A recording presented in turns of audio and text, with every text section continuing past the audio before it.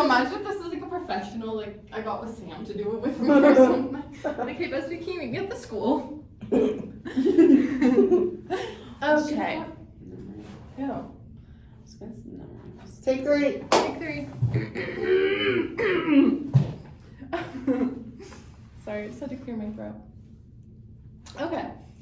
Today we will be interviewing Jamie Sayavong. She is the manager in the city of Thorold in their aquatics department, and she works mainly at the Thorold pool, and she's in charge of staff, scheduling, and administrative work.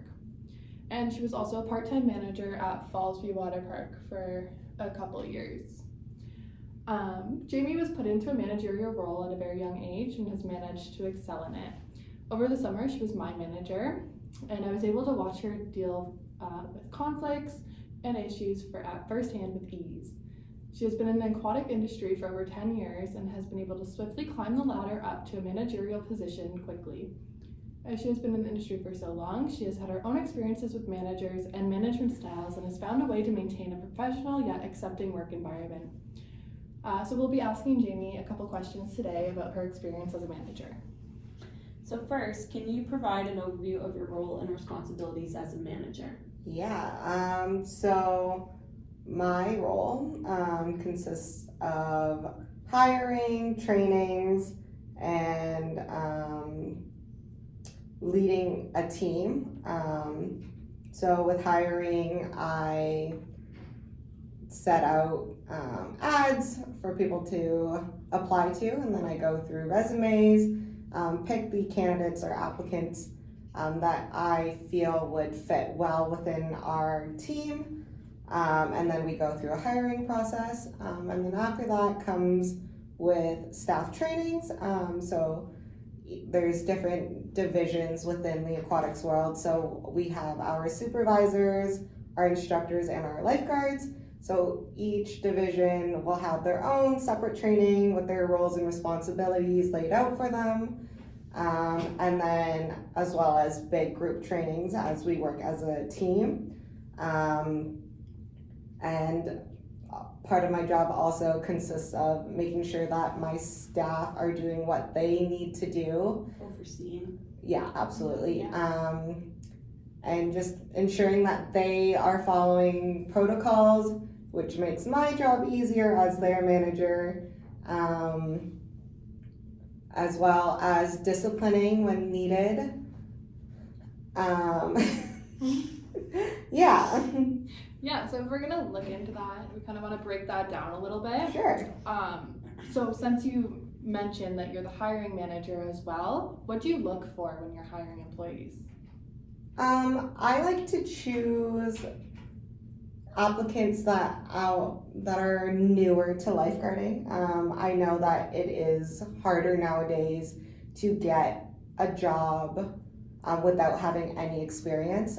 So with the Thorold pool being a seasonal option, I think it's a good way for newer lifeguards to learn the skills necessary to work at other facilities. So it is a short 4 months for them, but within these 4 months, they are able to learn a lot of new skills and responsibilities and better themselves. Yeah. So you talked a lot about new employees and how you make them better to be in the workplace, but what skills do you think you've learned from being a manager that helps you outside of this position? Becoming a manager at a young age was definitely something very difficult for me. I know that communication was probably one of the hardest aspects to learn, just because the other departments, their managers are all well in their 40s and 50s, and they are quote unquote what we would call someone as mature. Mm-hmm. But me being such a young person in this role, I had to essentially grow up faster and be able to take on the responsibility of other people in my line of work. Right. Yeah, definitely. And sorry, go ahead. Some people, like, they grow off of time, right? Being in the position for so long, they'll the more they have habited them, the more they grow as people, but you kind of just had the textbook, you gotta learn it kind of yourself right away yeah. kind of situation. Yeah, and like we were talking, like you fell into this managerial role at a pretty young age. Like how did that happen? What led you to this management role? So my previous manager, I found out that she was leaving, and she had put the idea into my head about potentially being the next one. So it did take a lot of thought and consideration, but knowing my background and skill set, I felt that I would be the best fit. And so I applied for the job, and fortunately I got it, and so here I am today. Besides being so young, being in a manager position, I know that's a lot of responsibility and everything. What do you think has been overall the hardest challenge for you? Definitely being so close in age with my staff. There are a lot of times where they don't respect my authority because we are so close in age. There have been many issues where my staff aren't able to differentiate from being my friend outside of work versus me being their boss at work. So there have been some conflicts where I would ask them to do something at work as their boss, but then it would be carried on into like our regular life when they are my friend. Friendship life. Yeah. So it's hard to kind of differentiate between the two of being your friend and being your Right. boss. And I think respect is another thing that lacks between the relationship between me and my staff. Only because, same thing, they think of me as a friend more so than their boss. 100%. So they try to like get away with a lot more things, but in the end it comes down to me cracking down on them and kind of having to show them that when we're at work and I'm your boss, but when we're outside of work and I'm your friend, you can treat me as a friend. Yeah, definitely. And that was even something that I kind of had to get used to over the summer when we started kind of hanging out, where it was okay at work, this is my boss, and then we're outside of work hours, this is my friend. So it's definitely, it takes some getting used to for sure. Yeah, and again, we're talking about friendship and all that kind of stuff, and we all, like in lifeguarding, communication and teamwork is very important. So how do you find a way to make your whole staff work together pretty harmoniously to make sure that there's no big mistakes at work? Like you had mentioned, lifeguarding is a lot of teamwork. You have to work as a team in order to be successful. So what I like to do generally is there are a lot of staff trainings or staff events prior to having the season of the pool open. So we would have trainings with the supervisors and letting them know, hey, we have a bunch of new hires this year. Please make sure they feel welcomed. And then during staff trainings, we get into like smaller groups so everyone's able to get to know each other, so that it creates more of like a family vibe in comparison to just each individual staff member working by themselves. Yeah, and I know like you've worked at Fallsview, Yeah. managing there as well, and that's a lot bigger of a staff. Yes. Did you find that harder to deal with a bigger staff versus 15, 16 people at Thorold Pool? Because that's a lot of people to get on the same page, to have the same Right. So there were definitely a lot of like different cliques at Fallsview. The groups. A little groupings of like, and mostly happened with the staff members that went to the same schools or were closer in age with each other.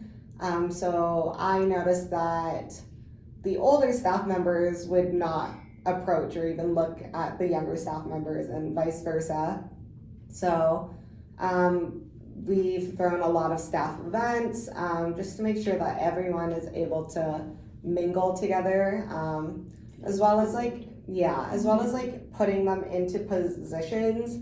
We kind of try to make sure that we pair people that don't normally talk to each other, so that they can create that bond together while working, even if they don't like each other at Just first. to talk, Yeah. and make conversation, make Absolutely. it more welcoming. Yeah. Yeah, and that way, they can choose whether or not they like that person or not, but in the end,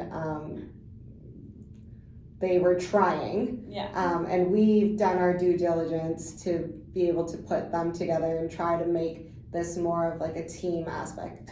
Yeah, 100%. So with saying that, with a bunch of, different age groups coming together and everyone trying to work as a team, there is probably chance for conflict to happen in the workplace, right? Absolutely. So what is your best way of managing that when it does arise?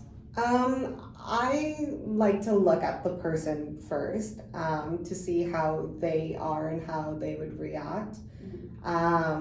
Because some people, you can, just straight up talk to them and be like, hey, this is an issue, this needs to stop, and then everyone kind of moves forward. But there are also people who are a little bit more sensitive, and you would have to take a different approach. So I like to look at the person, see what they're comfortable with and how they are, and then approach it that way instead of having the same approach for every person. Right, because that just doesn't exist at the end of the day, Right. right? Because everyone is their own kind of person, they deal with situations differently as well, so.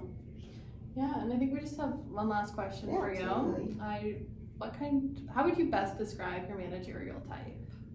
I'm not someone that micromanages.